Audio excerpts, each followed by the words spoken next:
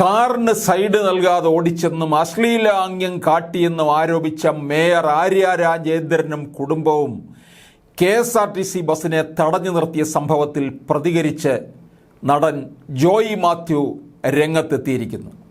KSRTC ഡ്രൈവർക്ക് പിന്തുണ നൽകിക്കൊണ്ട് സോഷ്യൽ മീഡിയയിൽ പങ്കുവച്ച ഒറ്റ വരി പോസ്റ്റിലാണ് ജോയി മാത്യുവിൻ്റെ പ്രതികരണം.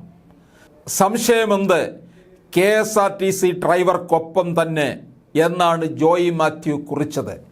ജോയി മാത്യുവിൻ്റെ പോസ്റ്റിന് നിരവധി പേരാണ് പിന്തുണച്ചിരിക്കുന്നത്. അതേസമയം മേയർ ആര്യ രാജേന്ദ്രൻ്റെ പരാതിയിൽ KSRTC ഡ്രൈവറെ ജോലിയിൽ നിന്നും മാറ്റി നിർത്തിയിരുന്നു. ഡ്രൈവർ യദുവിനോട് ഡ്യൂട്ടിക്ക് കയറേണ്ടെന്ന നിർദ്ദേശമാണ് നൽകിയിരിക്കുന്നത്. DTOയ്ക്ക് മുമ്പ് ഹാജരായി വിശദീകരണം നൽകാനും ആവശ്യപ്പെട്ടിട്ടുണ്ട്. കൂടാതെ യദുവിനെതിരെ പോലീസ് രംഗത്തെത്തിയിട്ടുണ്ട്. സ്വകാര്യ ബസ് ഡ്രൈവറായിരുന്ന യദു മുമ്പും അശ്രദ്ധമായി വണ്ടി ഓടിച്ച് അപകടമുണ്ടാക്കിയിട്ടുണ്ടെന്ന് പോലീസ് പറയുന്നു. 2022 യദു ഓടിച്ച സ്വകാര്യ ബസ് ഇടിച്ച് സ്ത്രീക്ക് ഗുരുതരമായി പരിക്കേറ്റിരുന്നു. 2017 അപകടകരമായ രീതിയിൽ വാഹനം ഓടിച്ചതിന് പേരൂർക്കട പോലീസും യദുവിനെതിരെ കേസെടുത്തിട്ടുണ്ട്. ശനിയാഴ്ച രാത്രി 10 മണിയോടെയായിരുന്നു സംഭവം നടക്കുന്നത്.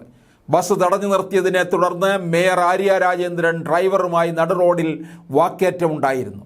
ഭർത്താവും MLAയുമായ സച്ചിൻ ദേവിനും കുടുംബത്തിനൊപ്പം സഞ്ചരിച്ച സ്വകാര്യ കാറാണ് പാളയം സാഫല്യ കോംപ്ലക്സിന് മുന്നിലെ സിഗ്നലിൽ വേഗത കുറച്ചപ്പോൾ കുറുകയിട്ട് തടഞ്ഞത്.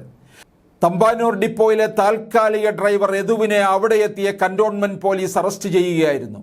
വാക്കേറ്റം നീണ്ടതോടെ ബസ്സിലുണ്ടായിരുന്ന 15 യാത്രക്കാരും അവിടെ ഇറങ്ങി. ഈ യാത്രക്കാരിൽ ആരും തന്നെ പ്രതികരിക്കാൻ പോലും തയ്യാറായില്ല എന്നുള്ളതാണ്.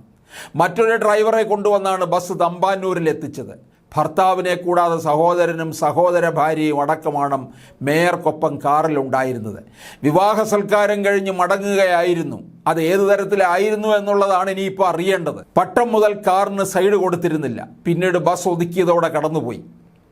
എന്നാൽ അമിത വേഗത്തിൽ പിന്നാലെ എത്തിയ ബസ് കാറിനെ ഇടിക്കാൻ ശ്രമിച്ചെന്നും ഡ്രൈവർ അശ്ലീലാംഗ്യം കാണിച്ചെന്നുമാണ് മേയറുടെ പരാതി. പക്ഷേ ഈ പരാതി പിണറായിയുടെ പോലീസ് കേൾക്കുന്നുണ്ട്. പക്ഷേ പൊതുജനം ഇപ്പോൾ KSRTCക്ക് പിന്തുണയുമായിട്ടാണ് രംഗത്ത് വന്നിരിക്കുന്നത്.